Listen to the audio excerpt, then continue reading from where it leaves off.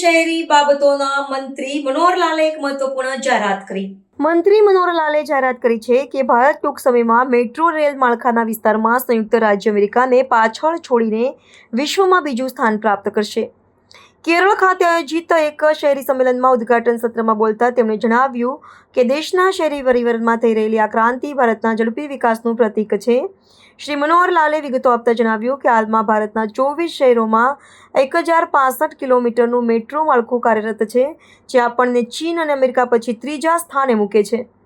તેમણે વિશ્વાસ વ્યક્ત કરતા ઉમેર્યું હતું કે ટૂંક સમયમાં અમે અમેરિકાને પાછળ છોડી દઈશું, જેનું મેટ્રો માળખું 1400 કિલોમીટરનું છે. અન્ય 5 પરિયોજનાઓ નિર્માણાધીન છે, જેનાથી વધારાના 995 કિલોમીટર ઉમેરાશે. આ ઉપરાંત મંત્રીશ્રીએ ભારતના વધતા શહેરીકરણ પર પ્રકાશ પાડતા કહ્યું કે 2047 સુધીમાં દેશની 50% વસ્તી શહેરોમાં વસવાટ કરતી હશે. તેમણે શહેરી વિકાસના અન્ય પાસાઓ જેવા કે વીજ વાહન વ્યવહાર માટે 10,000 નવી બસોની ખરીદી અને સ્વચ્છ ભારત અભિયાન હેઠળ શ્રેષ્ઠ દેખાવ કરતા શહેરો માટે સુપર સ્વચ્છ લીગ શરૂ કરવાની પણ જાહેરાત કરી. તેમણે સ્થાનિક સ્વરાજ્યની સંસ્થાઓને કેન્દ્રીય ભંડોળ પર નિર્ભર રહેવાને બદલે પોતાના સ્ત્રોત ઊભા કરવા પર ભાર મૂક્યો હતો.